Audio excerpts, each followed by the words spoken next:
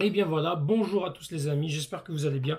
On se retrouve pour une nouvelle vidéo où on va encore parler donc du 11 de départ. Quel 11 de départ mettrait notre entraîneur, le sélectionneur d'équipe d'Algérie, Vladimir Petkovic, dans le cadre donc des qualifications pour la Coupe d'Afrique des Nations, cinquième et sixième journée. On va s'attarder sur la cinquième journée. Quel serait mon 11 de départ que je pense que Petkovic va mettre? Et je fais aussi un petit peu mon 11 un petit peu avec ma touche personnelle. Qu'est-ce que je pense qui est mieux? Donc voilà, je rappelle que l'Algérie est qualifiée. On est assuré d'être fini premier. De toute façon, c'est les deux premiers qui se qualifient. D'autre côté, la Guinée équatoriale, contre notre premier adversaire qu'on va jouer, elle va jouer sa qualification. Elle est encore en lice pour se qualifier. Elle est quand même en tête de son groupe. En tête. Elle est deuxième plutôt, pardon. Elle est deuxième derrière l'Algérie. Si je prends, elle a 7 points. Le Togo, eux, ils ont 5 points. 2 points, pardon. Le Togo va jouer le Libérien. Si le Togo gagne le Libérien, il vient à 5 points. La Guinée équatoriale, si elle fait 8 points, si elle prend un match nul face à l'Algérie ou elle gagne, si elle gagne, elle les qualifie. Si elle fait un match nul ou elle perd face à l'Algérie, il y aura une finale. Donc, pour le respect du jeu, ce serait bien que l'Algérie mette plus ou moins son équipe type. En tout cas, qu'elle joue le jeu, on peut tester. Moi, je pense qu'on devrait tester un petit peu. Vous allez le voir avec mon 11. Mais je pense que on ne doit pas non plus tout chambouler, mettre l'équipe C, l'équipe B, parce qu'on est déjà qualifié. C'est bien de tester, mais il faut une certaine logique, il faut une certaine mesure. Je pense que le plus important, c'est qu'on a notre colonne vertébrale, nos joueurs forts par ligne. Ensuite, c'est d'essayer de rajouter des éléments qui pourraient faire en sorte qu'on ait une ossature plus solide, une meilleure défense, un meilleur milieu de terrain et une bonne attaque. Au niveau de la défense, c'est là que ça va être compliqué. C'est là que ça va être très difficile pour nous parce que défensivement, on ne trouve pas assez de défenseurs. La preuve, si on se prend à la liste de Petkovic, il y a Touba, Madani, Tougaï, Ben Sebaini, Mandi. Nous avons que 5 défenseurs centraux. Et sur ces 5 défenseurs centraux, on les a tous vus. Hein. On les a tous vus. Madani, c'est catastrophique. Touba, il a fait aussi des moins bons matchs, même si pour moi, je pense qu'on devrait l'essayer. Tougaï, c'est catastrophique aussi. C'est terrible, le Tougaï. Moi, je n'avais même pas pris Tougaï et Madani. J'aurais aimé qu'on teste un Alilet, par exemple, ou un Benzaïd. Comme dit souvent notre cher Russikada qui adore parler de Benzaïd. Que je salue au passage Russikada DZ, Khalid. Donc, voilà. Au niveau des latéraux, en tout cas au niveau du côté gauche, bon, on a Ait Nouri, on a Hadjam qui est blessé, mais qui finalement a joué son dernier match. Donc, probablement qu'il va venir. Ait Nouri, bon, il peut jouer également dans ce rôle de latéral gauche, piston gauche. On voit qu'il peut jouer aussi ailier gauche. Et on a Attal qui revient, mais qui est encore blessé. Et on a Farsi. Bon. Défensivement, ça va être le socle le plus difficile. Ensuite, au niveau du milieu de terrain, on n'a pas grand-chose à tester. Parce qu'on a du Zerouki, du Kendoussi, du Zorgan. En attaque, par contre, on a du choix. On a Maza, on a Abdelli, on a Shaibi qu'on peut retester. Belloumi, je pense qu'il est remplacé par Hadj Moussa, vous me confirmerez si j'ai tort. Et on a Amin Chiara. Bon, dans le cadre du match face à la Guinée équatoriale, parce qu'on va s'attarder d'abord sur ce match-là, le Libéria, on vérifiera après. Moi, j'ai fait 2 compositions. Je vais commencer par la première. La première, c'est je vais dans une défense à 3. Parce que pour moi, la Guinée équatoriale et en Afrique, ça va être très difficile. Il faut que défensivement, on reste solide. Parce que la Guinée équatoriale, elle va jouer à fond. Et déjà au match aller, on a eu beaucoup de difficultés face à cette équipe de Guinée équatoriale. Et si c'est pas Gouiri qui marque le deuxième but en fin de match pour un peu nous libérer, on peut se retrouver peut-être à égaliser. En tout cas, on a eu très très peur jusqu'au bout. Donc voilà. Pour la première, alors le gardien, moi je mettrais Gendouzi. Au niveau de la défense, moi je mets Ben Sebaini, Touba, Mandi. Touba a l'habitude de jouer dans une défense à 3. Ben Sebaini a déjà joué dans une défense à 3. Et Mandi aussi. Donc pour moi, les 3, c'est parfait. Ben Sebaini, Touba, Mandi. Tougaï aussi peut jouer dans une défense à 3. Donc on a quand même aussi la possibilité de mettre Tougaï. Ensuite, dans les pistons, Farsi, Ait Nouri.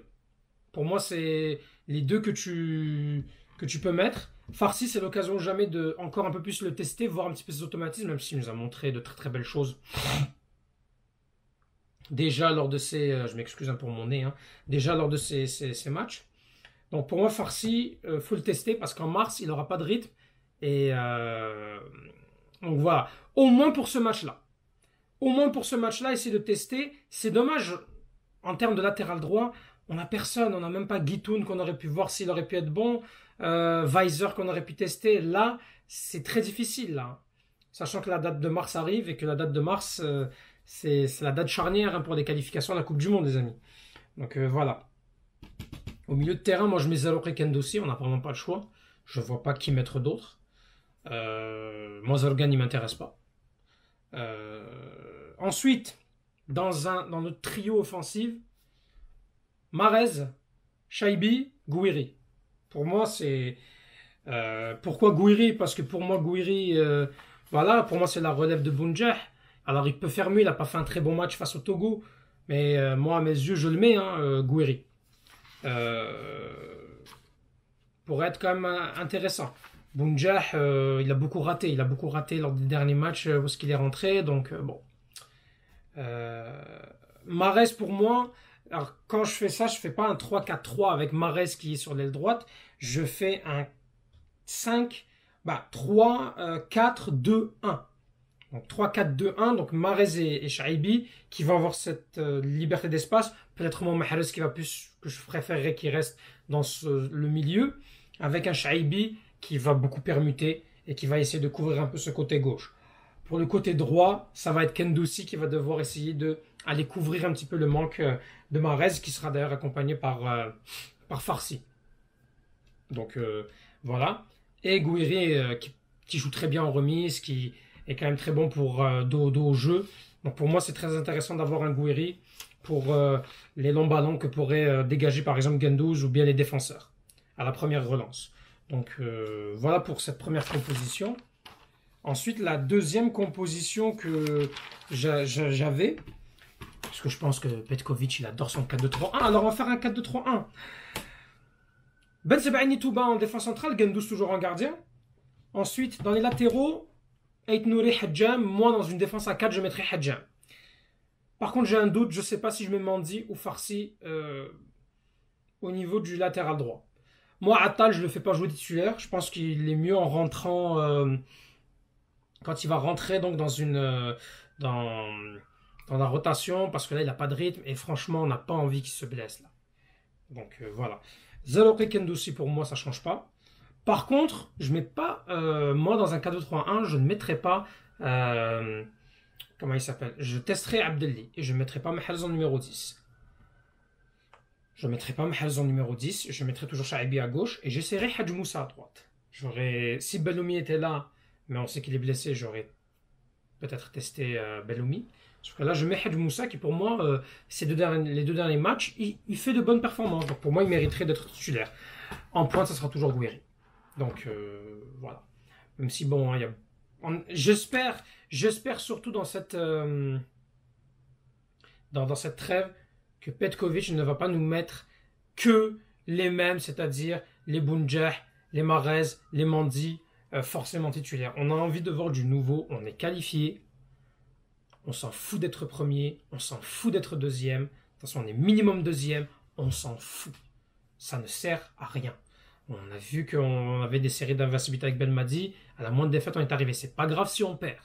L'essentiel c'est qu'il faut qu'on teste quand même un petit peu, qu'on sorte un petit peu de ces joueurs-là, même si c'est des choix qui sont là par défaut, et je le comprends. Bounjah, parce qu'il n'y a pas d'autres joueurs de son style. Peut-être Chiacha pourra le remplacer, on verra. Mahrez, pour l'instant, personne n'est à son niveau technique. Personne n'est à son niveau technique. Le problème de Mahrez, c'est physique. Et c'est son envie, c'est mental, c'est dans sa tête. Donc voilà les amis. N'hésitez pas à dire ce que vous avez pensé donc, de ce 11-là. Je vous mettrai... Voilà, donc je vous ai mis un petit peu de 11. Qu'est-ce que j'en pense?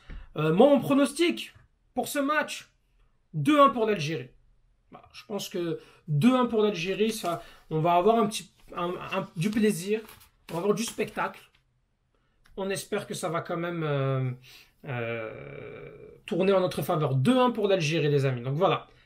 Mettez votre pronostic en commentaire. Votre 11 type aussi. Donc voilà, abonnez-vous. Merci à tous donc pour le soutien que vous me donnez. Ça fait vraiment plaisir. Et surtout, n'oubliez pas, Tahel Jazar et Palestine Shuhada.